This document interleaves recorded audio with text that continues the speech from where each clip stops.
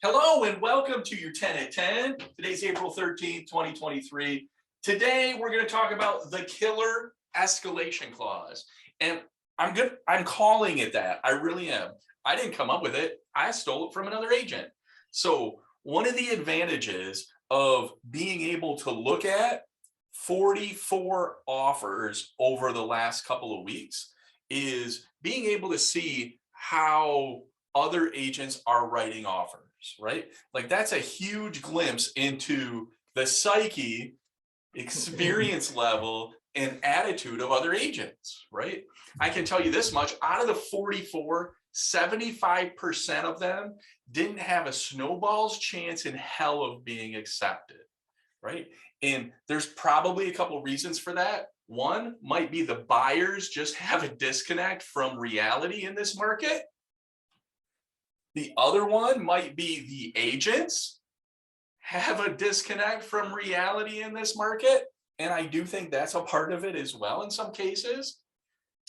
And I think there's a third option there, right? For those 75% that didn't have a chance of getting an offer accepted, right? I think there may be a disconnect from the way an agent communicates with their client, and they aren't able to get their client to understand what reality is in today's market, right? And I think that's a huge thing. I know that's one thing that we do a very, very, very good job of in communicating with our clients. And I know we communicate with each other really well about coaching each other up here at Next Home. But, I think there's a huge disconnect. There's a lot of buyers out there. In this case, like at least 75% of them think they're going to buy a house this year. And the way they've been going about it is not going to work.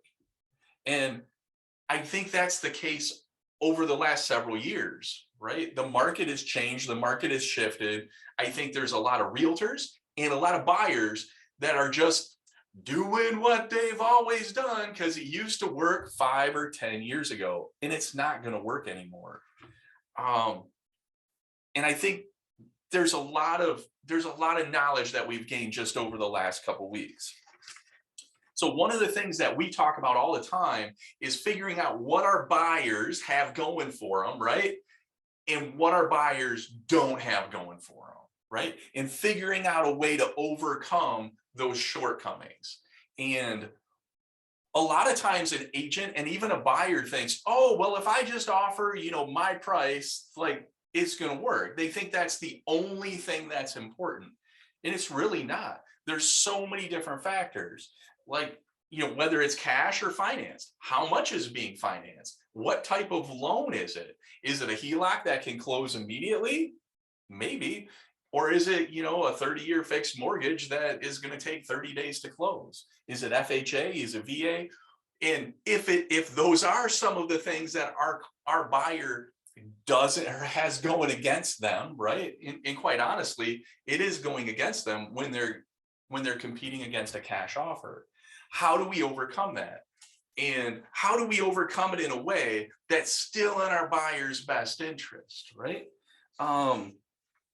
I know Kristen and I have talked about this a bunch of times, right? We figured out that there is a number, right? When you're offering cash and an escalation clause, right? There's a number that works when you're sitting there with cash, right? And that number isn't nearly as high as if you're fighting, gee, we have to have this financed. That's a different number altogether, right?